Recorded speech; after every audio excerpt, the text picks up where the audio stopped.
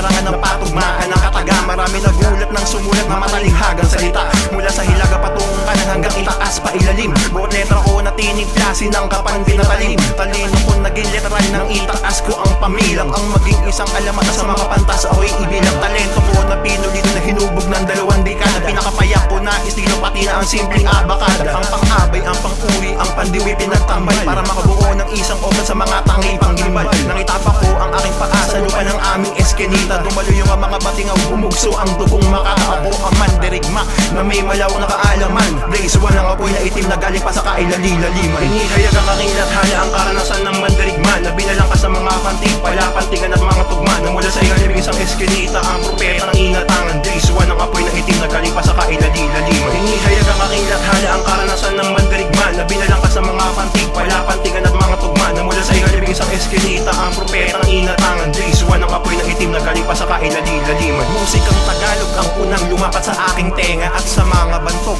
Naging tapat na tagahanga, ginaya ko ang salbakuta pati tunog ni Master King. Kahit na sa una kong pagsulat, liriko'y liko-liko. Sa secondary edukasyon kung saan sumulat ng maigi, dugo at pawis ang puhunan para ang letra ko'y umigi. Maraming mga katunggali sa bawat hakbang ng aking paa. Bawat baitang nanilak nang hindi maiwasang madapa. At nang subukan kong sumali para sukatin ang talento sa paligsahan ng tulak, upang ipakita sa mga tao na tatago kong galing at husay sa pagtugma. Ngunit pangarap ko'y nabigo sa aking baryo na pahiya. Pero ang pag-asang kilalanin at maging isang batikan sa aking puso't isip, kailan may hindi mapapalitan. Ang panitikan ng tulak at palisuhan ng kataga, magiging alamat din balang araw sa pangalan ko'y itatalaga. Inihayag ang aking lathala, ang karanasan ng mandirigma na binalang ka sa mga pantig, palapantigan at mga tugma na mula sa ilalim isang eskenita. Ang propeta ng inatangan, Blaze one ang apoy na itim na galing pa sa kailali-laliman. Inihayag ang aking lathala, ang karanasan ng mandirigma na binalang ka sa mga pantig, palapantigan at mga tugma na mula sa ilalim isang eskenita. Ang propeta ng inatangan, Blaze one ang apoy na itim na galing pa sa kailali-laliman. Nang mahulma na ang utak ng bagitong itinuloy na ngayon ay kain nung kumatha, kahit mata ay nakapiring. Suriin man ang mga kunga, ang letra kong pinakawalan, na parang latak na mga burok sa mamamagmang pinakawalan. Hindi pinagsinanigas sa galing na bunga ng pagtsatsaga, araw gabi na pagsusulap hanggang daliri mamaga.